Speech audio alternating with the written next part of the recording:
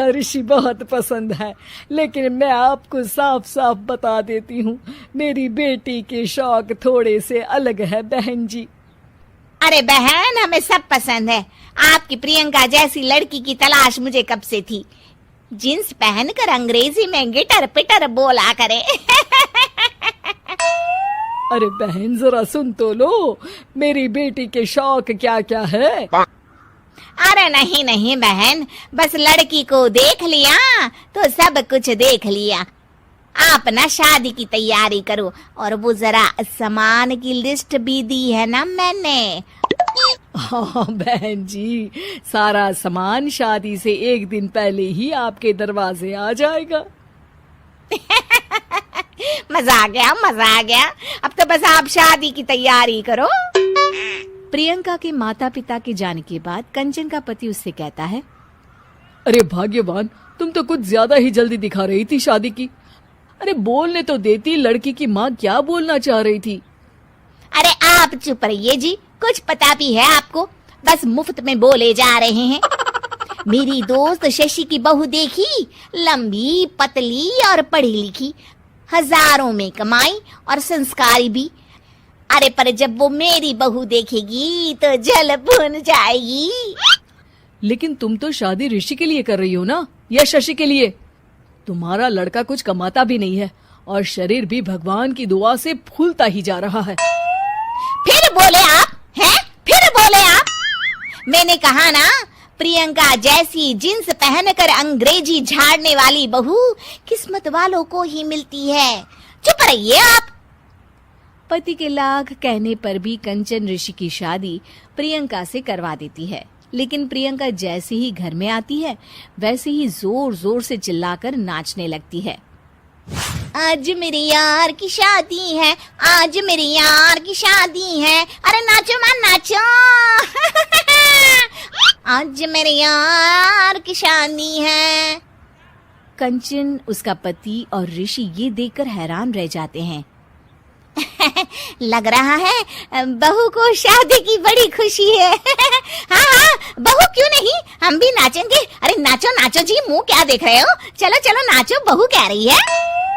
कंचन ये कहकर प्रियंका के साथ नाचने लगती है।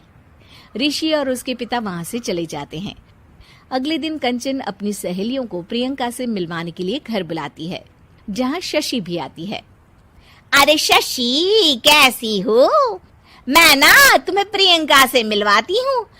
अरे सच में बहुत ही एडवांस सोच की लड़की है, कितने मॉडर्न ख्यालात है उसके, पता है तुम्हें? अरे हाँ कंचन, जरूर, बच्चों की शादी अच्छी ही होनी चाहिए। और वैसे भी तुझे तो शुरू से ही ऊंचे ख्याल की बहू चाहिए थी। तभी कंचन की सहेली कहती है, अरे कंचन बुलाओ ना प्रियंका को, हम भी मिल ले। अरे बहू प्रियंका, जरा बाहर तो आना। कई बार आवाज देने के बाद भी प्रियंका बाहर नहीं आती है, तो कंचन को बुरा लग जाता है। वो उसे लेकर बाहर आती है, लेकिन ये क्या, प्रियंका लड़खड़ाती हुई बाहर आती है और उसके हाथ में शराब की बोतल होती है।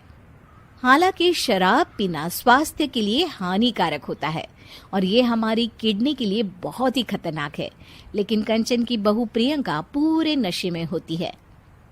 अरे इतने सारे लोग। ये कहकर वो शशि के पास जाती है। आंटी जी, पत्ते खेलेंगी, पत्ते। अरे दूर हो, दूर हो, तुम्हारे मुंह से तो शराब की बदबू आ रही है। अरे कंचन, माना तुम्हें मॉडर्न बहू चाहिए, लेकिन आधुनिकता का मतलब ये तो नहीं ना। बुरा ना मानना कंचन, तुम्हें पता था कि तुम्हारे बेटे की कमाई और शरीर दोनों ही ठीक नहीं है, तो तुम्हें उसी हिसाब की लड़की से शादी करवानी चाहिए थी। ऐसा कहकर सभी औरतें वहां से चली जाती है। तभी प्रियंका की माँ कंचन के घर आती है। अरे बहन जी, बड़ी चालाक निकली आप तो। बिना बताए अपनी पियक्कड़ बेटी मेरे लायक बेटे के गले में बांध दी। आय हाय, बड़ी आई बिना बताए। उस दिन जब मैं ये बात बता रही थी तो तुम तो सुनने को भी तैयार नहीं थी। अब भुगतो तुम। ये कहकर वो वहां से वापस चली जाती है। सबके जाने के बाद कंचन अपना सर पकड़ लेती है। हाय रे, आधुनिकता की अंधी दौड़ में मैं अपनी संस्कृति ही भूल बैठी थी। अब तो राम ही बचाए मुझे।